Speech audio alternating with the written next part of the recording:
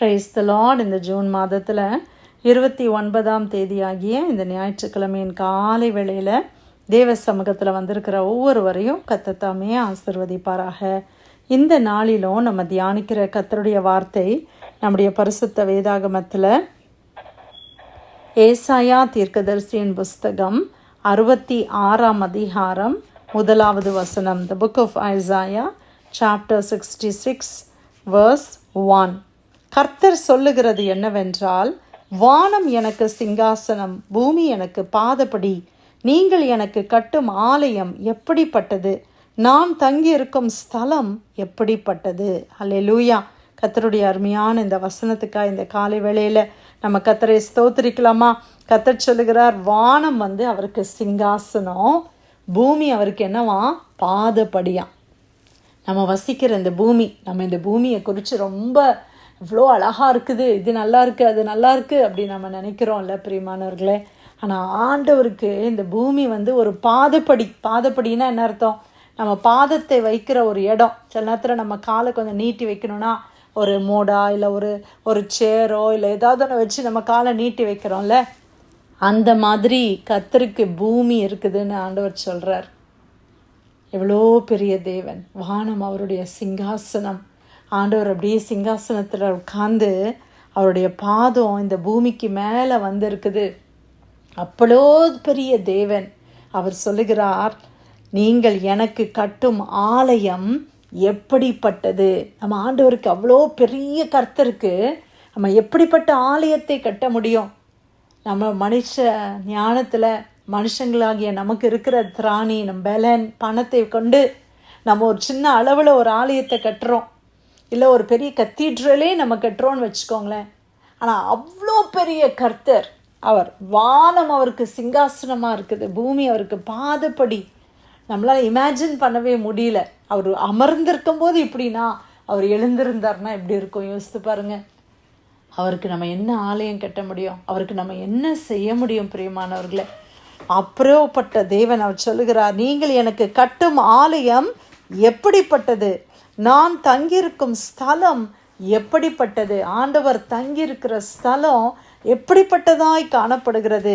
என்னுடைய கரம் இவைகளை எல்லாம் சிருஷ்டித்ததினால் இவைகளெல்லாம் உண்டாயின என்று கர்த்தர் சொல்லுகிறார்.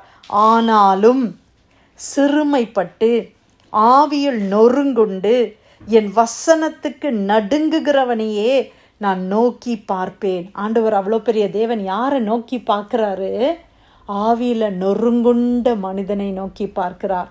கர்த்தருடைய வசனத்துக்கு நடுங்குகிறவனை அவர் நோக்கி பார்க்கிறார்.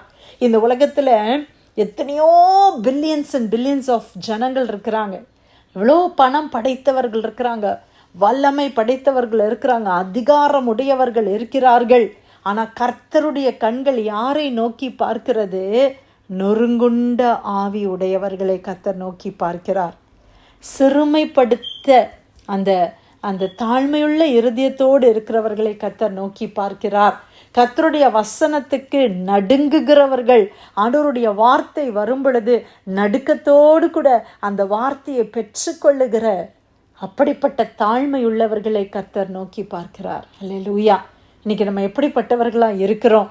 இன்னைக்கு நிறைய காரியங்களை குறித்து நமக்கு நம்ம பெருமை பாராட்டுகிறோம் இல்லையா?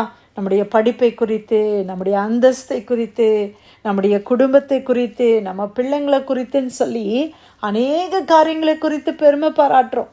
ஆனால் ஆண்டவருடைய கண்களில் நமக்கு கிருபை கிடைக்கணும்னா கர்த்தருடைய பிள்ளைகளாகிய நம்ம எப்படி இருக்கணும்? தாழ்மை உள்ளவர்களாக இருக்கணும், ஆவியில் நொறுங்குண்டவர்களாக இருக்கணும். கர்த்தருடைய வார்த்தை வரும் பொழுது, ஆண்டவர் இன்னைக்கு என்னோட பேசுகிறார், இது எனக்குன்னு வந்த வார்த்தை, இது எனக்காகவே தேவன் பேசின வார்த்தைன்னு சொல்லி நான் நடுங்கி அதை ரிசீவ் பண்ணணும் இல்லையா? அப்படிப்பட்ட இருதயம் இன்னைக்கு நமக்கு இருக்குதா? கர்த்தருடைய வசனத்துக்கு நடுங்குகிற ஒரு இருதயம் நமக்கு இருக்கா பிரியமானவர்களே? இல்லைன்னா ஏனோ தானோ என்று கர்த்தருடைய வார்த்தையை நம்ம அசட்டை பண்ணுகிறவர்களாய் காணப்படுகிறோமா? இல்லைன்னா அது அவங்களுக்காக ஆண்டவர் பேசின வார்த்தைன்னு சொல்லி நமக்கு வருகிற வார்த்தையை நம்ம அசட்டை பண்ணுகிறோமா? ஆண்டவருடைய வசனம் வரும்போது நடுக்கத்தோடு நாம் ரிசீவ் பண்ணணும். ஆண்டவர் என்னை மாற்றும்படி விரும்புகிறார், என்கிட்ட தவறி கர்த்தர் சுட்டி காட்டுகிறார் அப்படின்னா அதை நான் நடுக்கத்தோடு நான் ரிசீவ் பண்ணணும். ஆண்டவருடைய உபதேசம் கடினமாக இருக்கிறது என்று அநேகர் ஆண்டவரை விட்டுட்டு போயிட்டாங்களாம். அது நிமித்தம் இழந்தவர்கள் யார்? கர்த்தரா இழந்தாரு? இல்லை. யார் நஷ்டப்பட்டு போனது? ஆண்டவரை விட்டு போனவங்க நஷ்டப்பட்டு போனாங்க. நம்ம அப்படி இருக்க முடியாது, நம்ம அப்படி இருக்கக்கூடாது. ஆண்டவருடைய வார்த்தைக்கு நடுங்க வேண்டும். ஆவியில் நொறுங்குண்டு ஒரு தவறு செய்யும் பொழுது, இவ்வளோ பெரிய தவறு நான் பண்ணிட்டேன் ஆண்டவரே, என்னை மன்னிங்கப்பா என்று தேவ சமூகத்தில் வருகிற அந்த தாழ்மையான இருதயம் நமக்கு இருக்கணும். ஒருத்தர் நம்மளுக்கு தவறை சுட்டி காட்டும் பொழுது அவர்களை எதிர்க்கிறது அல்ல, அந்த தவறை அங்கே சுட்டி காட்டுறதுக்கு நன்றின்னு சொல்லி நம்ம அதுக்கு மனம் திரும்புகிற ஒரு அனுபவம் நமக்கு வரணும். இன்றைக்கி நம்முடைய இருதயங்கள் எப்படி இருக்குது? நம்முடைய இருதயம் கல்லாய் மாறிவிட்டதா? ஒருத்தர் நம்ம இடத்துல தவறை சொல்லும் பொழுது அவர்களை எதிர்க்க நிற்கிறோமா, இல்லைன்னா அதை ரிசீவ் பண்ணுறது இருதயம் நமக்கு இருக்குதா? நம்முடைய இருதயம் கல்லாகி விட்டதா, இல்லை நமக்கு சதையான இருதயம் இருக்குதா? இன்றைக்கி நம்ம எல்லாரும் ஆண்டவரே, நீர் அவ்வளோ பெரிய தேவன், எங்கள் சின்ன இருதயத்தில் வாசம் பண்ண விரும்புகிறீங்க. மனுஷங்களால் கைவேலைப்பாடாத வேலைப்பாடான இந்த சின்ன ஆலயத்தில் நீங்கள் வாசம் பண்ண விரும்புகிறீங்களா ஆண்டவரே? உங்களுடைய வார்த்தைக்கு நான் நடுங்க, எனக்கு உதவி செய்யுங்கப்பா. ஆண்டவரிடத்தில் ஓடி வருகிற ஒரு இருதயம் எனக்கு வேணும். கல்லான இருதயத்தை நீ எடுத்து போட்டுருங்க ஆண்டவரே. எனக்கு சதையான இருதயத்தை கொடுங்க ஆண்டவரே. உங்களுடைய வசனத்தை வரும்போது அதை ரிசீவ் பண்ணுகிற ஒரு தாழ்மையான ஒரு இருதயத்தை எனக்கு கொடுங்க ஆண்டவரே என்று நம்ம கேட்கலாமா? ஆண்டவருடைய வார்த்தைக்காய் கர்த்தருக்கு நன்றி செலுத்தலாமா? ஏசாயா 66ஆம் அதிகாரம் 1வது வசனம். கர்த்தர் சொல்லுகிறது என்னவென்றால், வானம் எனக்கு சிங்காசனம், பூமி எனக்கு பாதபடி, நீங்கள் எனக்கு கட்டும் ஆலயம் எப்படிப்பட்டது, நான் தங்கியிருக்கும் ஸ்தலம் எப்படிப்பட்டது. கர்த்தர் கொடுத்த இந்த அருமையான வார்த்தைக்காய் ஆண்டவருக்கு நன்றி செலுத்தி இந்த பிரேயர் லைனில் வந்திருக்கிற யாராவது ஒருத்தர் நம்ம ஜெபிக்கலாமா?